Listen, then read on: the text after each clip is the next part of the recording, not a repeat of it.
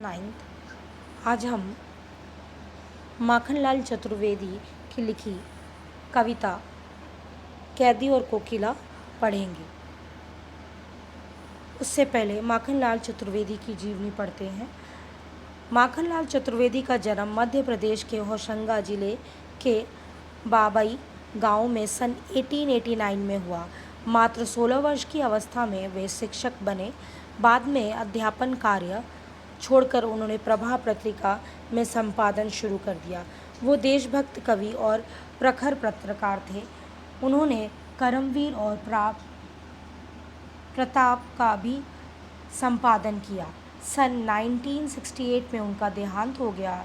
Him किरीटनी, साहित्य देवता, him Tarangini, वेणु लोगूज धारा उनकी प्रमुख कृतियां हैं। उन्हें पद्म भूषण एवं साहित्य अकादमी पुरस्कार से सम्मानित किया गया।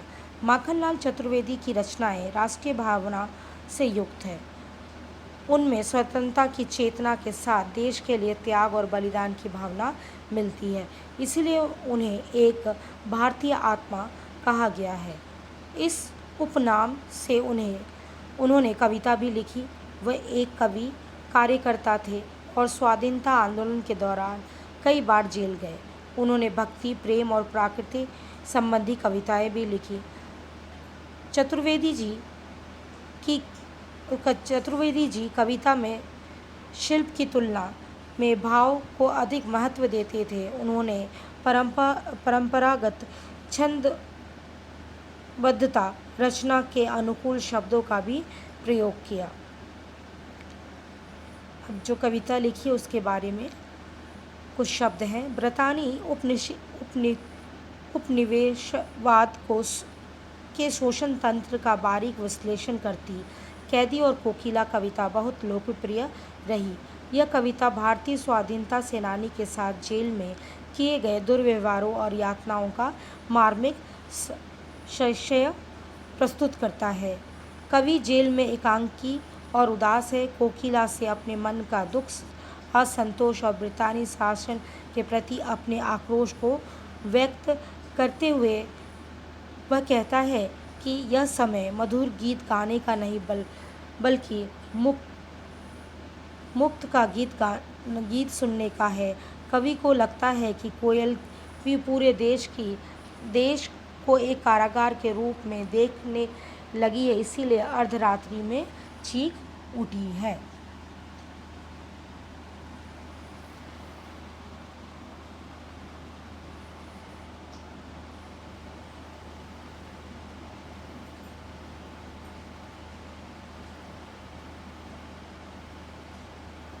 आइए हम कविता पढ़ते हैं।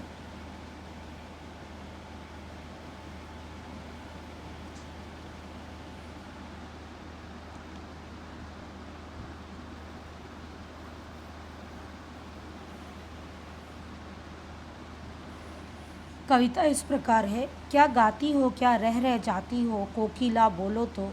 क्या लाती हो संदेश किसका, कोकिला बोलो तो।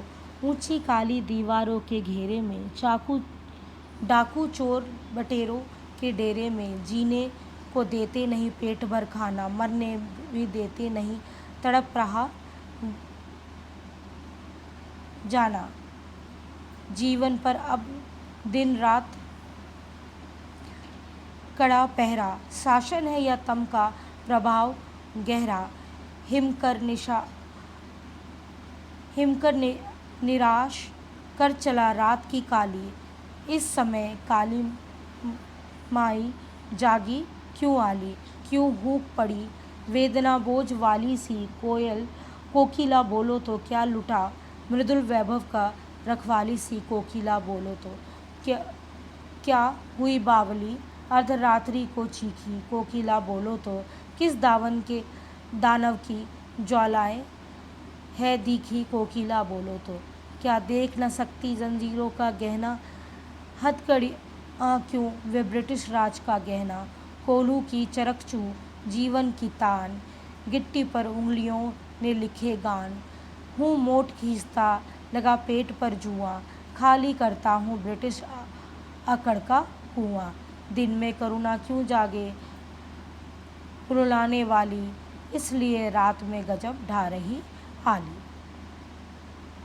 इस शांत समय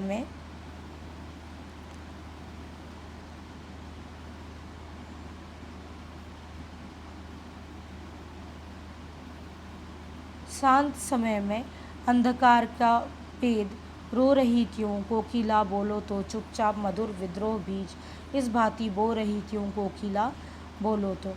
काली तू रजनी भी काली, शासन की करनी भी काली, काली लहर कल्पना काली, मेरी काल कोठरी काली, टोपी काली कमली काली, मेरे लौ श्रृंखला काली, पहरे की हुकृति की ब्याली, तिस पर है गाली ए आली। हम काले संकट संसार पर मरने की मदमाती, कोकिला बोलो तो अपने चमकीले गीतों को क्यों कर हो तैराती, कोकिला बोलो तो।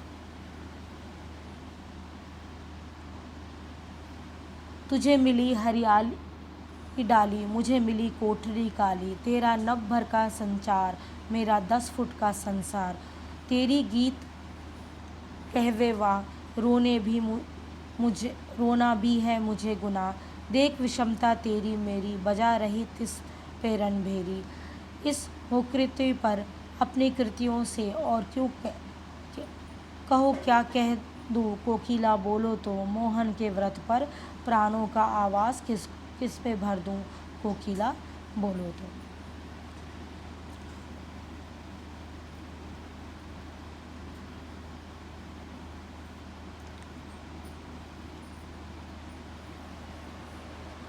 प्रथम पैराग्राफ। क्या गाती हो क्यों रह जाती हो, कोकिला बोलो तो, क्या लाती हो संदेश किसका, कोकिला बोलो तो। इसका भावार्थ इस प्रकार है। पंक्तियों में कवि ने कारागार में बंद एक स्वतंत्रता सेनानी की मनोदशा को दर्शाया है। कारागार मतलब जेल। कवि ने जेल में बंद एक स्वतंत्रता सेनानी की मनोदशा को दर्शाया है। रात के घोर अंधकार में जेल के ऊपर जब वह एक कोयल को गाते हुए सुनता है तो उसके मन में कई तरह के भाव एवं प्रश्न उत्पन्न होने लगते हैं। उसे ऐसा लगता है कि कोयल उसके लिए कोई संदेश लेकर आई है, कोई प्रेरणा का स्रोत लेके आई है।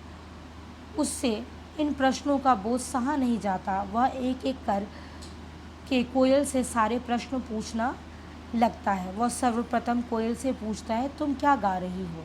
फिर गाते गाते तुम बीच बीच में चुप क्यों हो जा रही हो? वे कोयल से कहता है, हे कोयल, ज़रा बताओ तो, क्या तुम मेरे लिए कोई संदेश लेकर आई हो? अगर कोई संदेश लेकर आई हो तो उसे कहते कहते चुप क्यों हो जाती हो?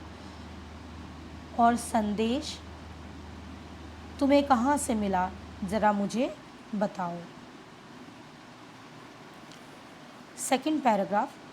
ऊंची काली दीवारों के घेरे में, डाकू चोरों बटेरों के डेरे में, जीने को देते नहीं पेट भर खाना, मरने भी देते नहीं तड़प रहा जाना।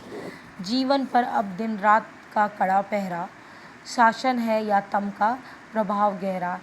हिमकर निराश कर चला रात की काली, इस समय काली माई जागी क्यों आली। इन पंक्तियों में कवि कहता है कि अंग्रेज़ों के अत्याचार और उनके काले कारनामों को जनता के सामने प्रस्तुत करता है। गुलाम भारत में जेल में बंद स्वतंत्रता सेनानी जेल के अंदर होने वाले अत्याचार और दयनीय स्थिति के बारे में वर्णन करते हुए कहता है, उन्हें जेल के अंदर अंधकार में काली और ऊंची दीवारों के बीच चोर डाकू उचक्कों के साथ रहना पड़ता है, जहां उनका मान सम्मान नहीं है, जबकि स्वतंत्रता सेनानी के साथ इस तरह का बर्ताव नहीं किया जाना चाहिए। उन्हें जीने के लिए पेट भर भी खाना नहीं दिया जाता और ना ही उन्हें मरने दिया जाता था, यानी उन्हें तड़पा कर जीवित रखना ही प्रशासन का उद्देश्य था। इस प्रकार उनकी स्वतंत्रता पूरी तरह से छीन ली गई और उनके ऊपर रात दिन का कड़ा पहरा लगा होता था। अंग्रेज़ी शासन उनके साथ घोर अन्याय कर रही थी और अंग्रेज़ों के राज में स्वतंत्रता सेनानी को आकाश में भी घोर अंधकार रूपी निराशा दिख रही थी, जहाँ न्याय रूपी चंद्रमा का थोड़ा सा भी प्रकाश नहीं थी। इसीलिए स्वतंत्रता सेनानी के माध्यम से कवि कोयल से पूछता है, हे कोयल, इतनी रात को तू क्यों जाग रही है, दूसरों को क्यों जगा रही है, क्या तू कोई संदेश लेकर आई है?